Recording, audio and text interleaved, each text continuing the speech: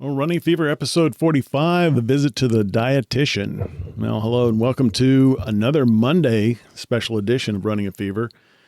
I just started the MOVE program at the VA, and I had my first visit with Angela, my new dietitian. And hopefully I'll get to interview her sometime in the future, but for now I'll just go over some of the really great info that she passed on to me. We talked a little bit about what kind of meals I could have. And I told her what I was doing for breakfast and that sort of thing. I asked about sausage. She said that something leaner would be better. Of course, we know it's high in protein, but the fat is not good for you, obviously. Eggs are a superfood. Oatmeal is a superfood. It's got slow-burning carbs. She also suggested adding some fruit to that. And aim for a 500-calorie breakfast. And that's what she said. Now, the first thing, when I got in there, of course, I knew that my diet was wrong. I had a problem. That's why I was there. I was not eating enough. My calorie level was too low and I wasn't getting the nutrition I needed. She's telling me how many calories and what level I should be at as well. She said that 1,800 is a good number to shoot for in terms of daily calorie intake. And I can't remember if she specified that is to lose weight or to maintain. I think it probably depends on, from person to person, but 1,800 is a good daily number to shoot for. Not to lose more than 10% at a time. Your body can handle a 10% weight loss without a problem, like I've had with metabolism. So lose 10%. And then wait 6 months, lose another 10%. Continue that as long as you need to, but do not lose like I did over 25% of my weight at one time. Not good at all. Continuing to talk about meals, there's, of course, a snack could be, I told her about the 6 meal a day thing, and she's, yeah, that's fine. The snack should be maybe what I didn't have for breakfast to kind of fill out that balanced diet. If I didn't have eggs for breakfast, I could have an egg. If I didn't have any dairy, I could have something like that, or fruit. And what I've been generally going with is yogurt, which is a high protein. It's light yogurt, so it's only about 80 calories. So that's usually what my first snack of the day is in between breakfast and lunch. Now, as I've told you, there are certain foods that I just can't do without. And one of them is cheese. I love cheese. And I was telling her about tacos and what I put on the tacos. It's like, we can do without the cheese. No, I cannot do without the cheese. That's a deal breaker right there. She said that there is a type of Cabot cheese that is lower in calories. I think I'm using with a Cabot cheese now that's a habanero cheddar. It's more of a white cheddar, but the habanero kind of makes it not so white. I think it's about 110 calories per ounce, which is not bad. If you get typical like Swiss cheese, that'll be about 130 calories per slice or something like that. Anyway, so I can live with that, and it fits within my boundaries if I can just not have a lot of it. And then I asked her about meal replacement shakes. She said she would rather me, because I've been having it for lunch because it's easy. I'm at work. I want to work through lunch so I can get home early. So, I just have one of those shakes and I can drink that while I'm working. Well, she said it's fine, but you probably want to wait until she's actually prefers that I do it later in the day because it's a lower calorie intake.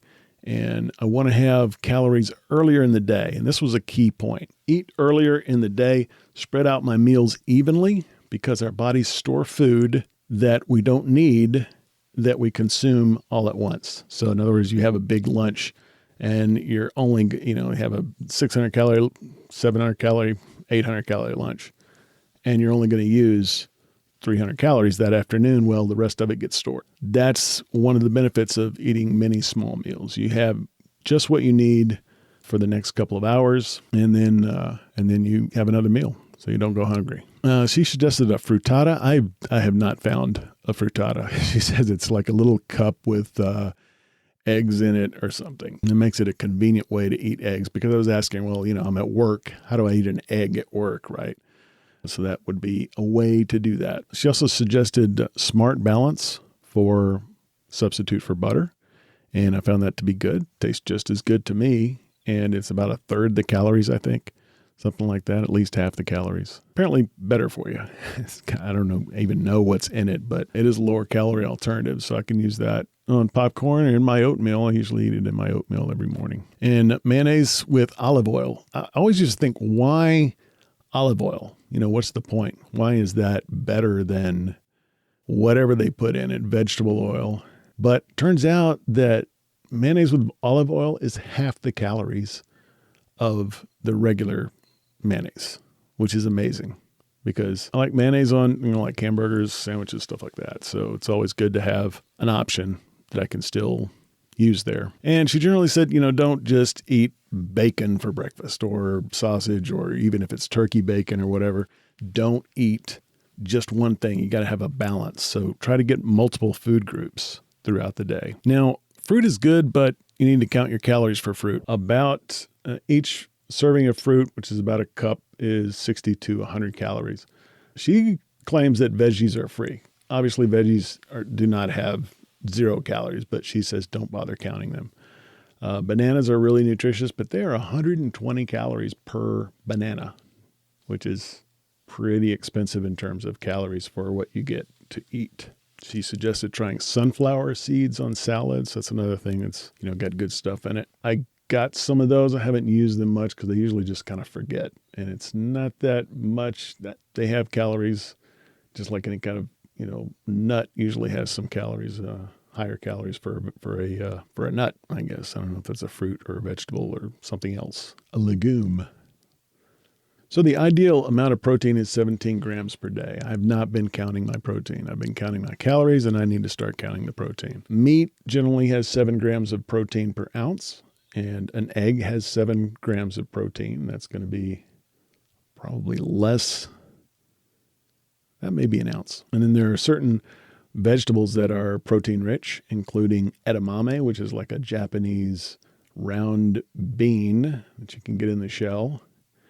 And I bought some a while back, but I have not eaten them yet. I really don't like vegetables. Quinoa is like rice, so I'm probably going to start eating some of that with maybe my chili or gumbo or something like that. She did recommend a multivitamin, and I've been doing that for a while. She said that I know that would have helped when I was only getting 600 calories per day. And when I started taking the multivitamin, I immediately felt the difference. She suggested that she knew that Centrum was good. Just compare them. She said I might want the silver version since I'm young at heart, in my 50s. So the tips are pretty good. One of the other problems that she said with losing weight too fast is it can cause your gallbladder not to work correctly, and that can be a serious problem, obviously. I agreed with her. She suggested that I should only lose no more than 11.5 pounds in the next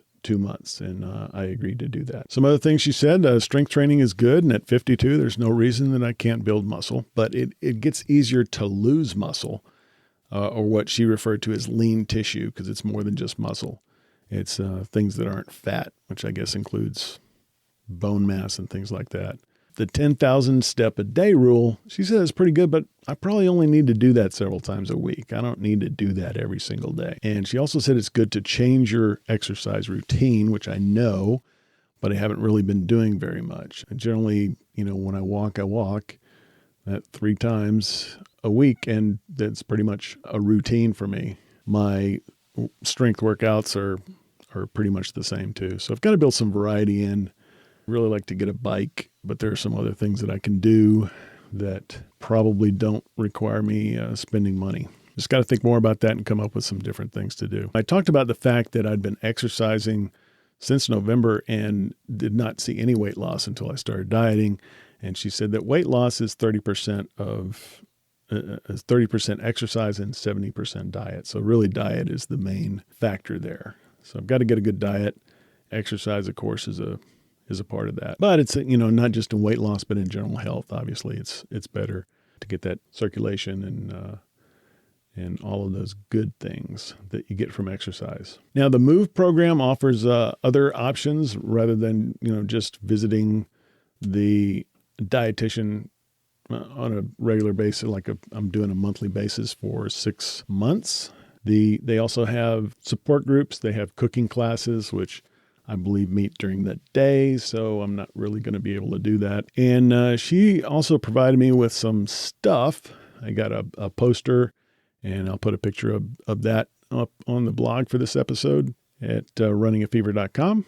Also, there's a DVD of an exercise that you do in a chair, I guess. She said that's a good ab workout. I haven't looked at it yet, but I probably should find that and look at it. I've been doing some ab exercises, some that I just have known all my life, and others that I'm getting from a pretty decent YouTube channel that's not just about strength training just for one goal of building muscle, but it's also about longevity and working out in such a way that you can continue to work out and extend your physical, well, in terms of athletes, your career, but in terms of everybody else, just your, physical fitness over time. And she actually gave me a plate that had, it's just like your typical paper plate. It was plastic, but, and it has the sections on it, right? And each section is like, here's vegetables, protein, etc. Some stuff I got, and I will post a picture of that. So I hope you got something from this. There was a lot of really good information, and I'm looking forward to going back to see my new dietitian at the VA, and hopefully we'll get her recorded. Definitely a good thing if you're interested in having a good diet. There's a lot of information out there, but nothing beats a professional taking a look at you, and it might, and you can talk to them about your individual situation. That's the great thing about having a professional in any situation. And your insurance may cover it. Something to definitely look into. If your insurance covers it, there's no reason not to do it, really. So that is what happened. I'm looking forward to trying to put this in practice, and I want to continue to lose weight in the long run until I get to my goal. I also want to do it right because I want to live as long as I can, because I love my life, and I want you to live as long as you can, and I want you to love your life as well. I have got a fever for all that good stuff, and I hope you've got a fever too. I will talk to you next time. This is the Padua Podcast Network, PaduaMedia.com.